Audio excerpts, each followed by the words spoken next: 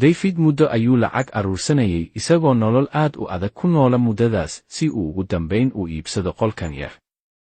Laakiin qolkii wuxuu noqday mid aad u yar, wuxuu dareemay in boosku uusan ka duwanaan ceelkii biyaha ee ayeeyadiis weyn. Wuxuu go'aansaday inuu qaab cusub u habeeyo qolka. Derbiga dhinaciisa ayuu ka dhisay armaajo hoose, wuxuu korkeeda ku sameeyey sinki iyo kuukar cunto, taas oo isla markiiba u beddeshay jiko yar.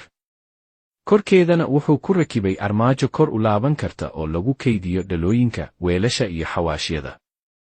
Hoosta armaajada ayuu si habsami leh ugu qariyey mashiinka dharka lagu dhaqo. Derbiga gadaashiisa wuxuu ka dhisay fadhiga musqusha iyo shaawar, agtiisana wuxuu dhigay kursi laaban kara si xitaa qubayskuba u noqdo hawl fudud oo raaxo leh. Ka soo horjeedkeedana wuxuu ku sameeyey miis qarsoon oo laaban kara, marka loo baahdo dibadda loo soo jiidan karo si uu u noqdo miis cunto, kadibna si degdeg ah dib loogu celiyo si boosku mar kale u furnaado.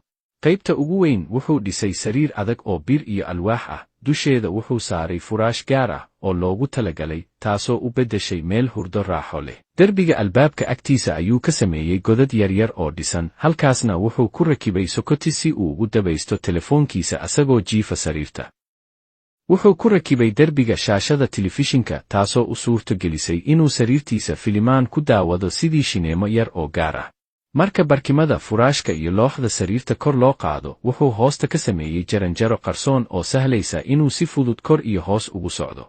Ugu dambayn, David wuxuu booskii yaraa ee cidhiidhiga ahaa u beddelay guri dhammaystiran oo raaxo leh. Adiga haddii aad qol yar degan tahay ama qol kiro ah, farsamadan qol u samayso ileen asaagaa baa waxaan samaystay adduunka fakrad iyo hal abuur la isku dhaafay. Muuqaalka like saar, falowna na soo dheh ama iska bax hadaa doonto maraxyow.